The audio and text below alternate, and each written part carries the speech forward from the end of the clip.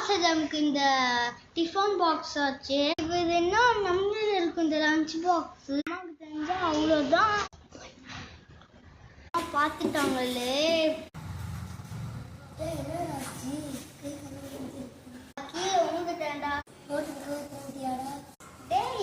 First data எந்த சார்மே notes கேட்க மாட்டாங்கடா. இதான் முன்னாடியே கத்து வச்சிருவோம். சரிடா நான் மாத்தி ஏத்துறேன். ஸ்டூடண்ட்ஸ் எல்லாரும் நோட் புக் எடுங்க. இன்னைக்கு மேக்ஸ் நிறைய சொல்லி தரேன்.